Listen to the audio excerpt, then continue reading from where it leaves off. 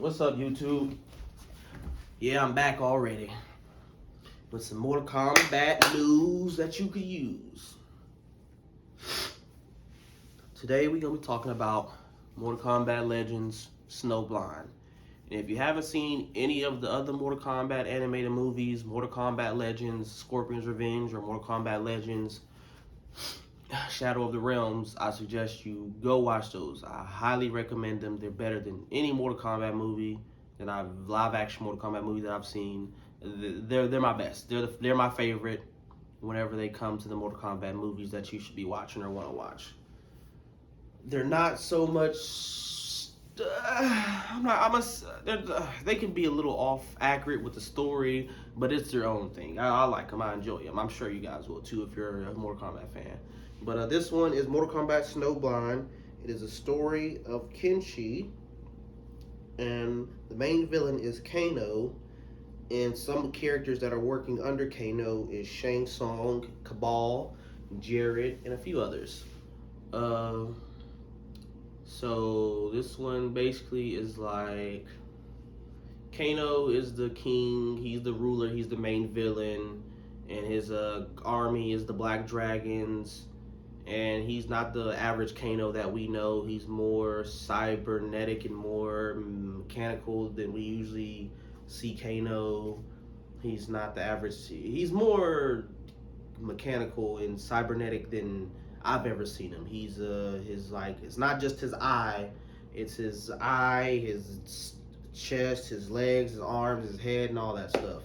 But it doesn't bother me that much. And one of his main servants or whatever you want to call him is Shang Tsung, and this one Shang Tsung's very weak because he doesn't have the souls and power that like he's used to. So throughout the movie it starts off with Kano going around the wasteland and taking over small villages, making the people bow down to him and work under him and serve him and stuff like that. So Sub-Zero is also in this one, and they like stumble upon Sub-Zero while he's headed to a village, and they beat up Sub-Zero. They don't know it's Sub-Zero, they just know he's an old man, and they're trying to figure out where he's headed just so they could find the village and take over and make the people do what they do in other villages, bow down to him and work under them and serve them and stuff like that. But when they find the village that Sub-Zero was headed to, they run into Kenshi before he gets his powers and stuff like that, and Kenshi beats them all up. They go back and tell Kano, and Kano sends Tremor with them this time, and Tremor goes and beats up Kenshi pretty bad, and then while Tremor's beating up Kenshi, he also sends Shang Tsung with them to like make sure everything goes according to plan. But after Tremor beats up Kenshi, Shang Tsung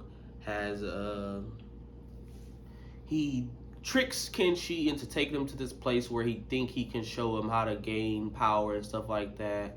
And then he uses Kenshi's blood to open up this sacred like little well tunnel or whatever that has a whole bunch of souls trapped under there.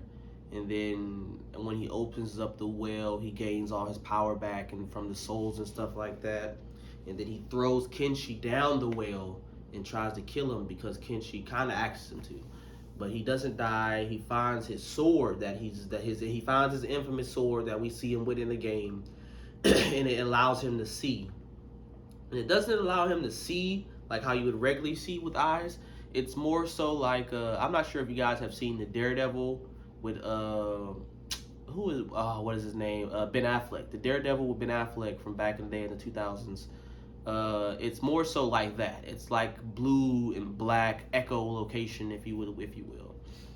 And it's pretty badass. I like it. I enjoy it. And so Kenshi, he gains his power with his sword. He gets the sword, and he's able to see it. He climbs out of the well, and then he walks very far, and then he stumbles upon Sub-Zero's house or whatever, and he passes out before he can make it there. Sub-Zero finds him laying out into the sand or dirt or whatever. He picks him up, takes him in, and then he tries to train him just so he can survive. But Kenshi, of course, he ends up going to go do the superhero thing, and that's where I'm gonna just leave the story off at, because I want y'all to go watch it.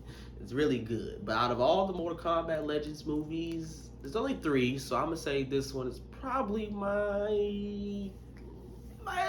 least favorite of them all. But that doesn't make it bad. It's still good. My favorite is probably Shadow of the Realms. But yeah, so if you guys haven't seen this shit, I recommend you go watch it. Yeah, so go watch it. It's Mortal Kombat Legends Snowblind. I give it a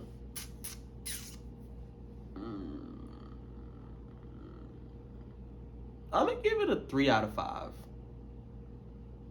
I give it a 3 out of 5. Yeah, it was pretty good. It wasn't much. It wasn't really bad about it. I kind of wish it was a little longer, but it's an animated movie, so they can only do so much. But hey, if you guys haven't seen it, go watch it. Mortal Kombat Legends Snowblind. If you have seen it, please leave a comment. Let me know what you thought about the movie. And make sure you guys hit the like and subscribe button. Deshaun Corleone, Madborn 96. We out. Peace.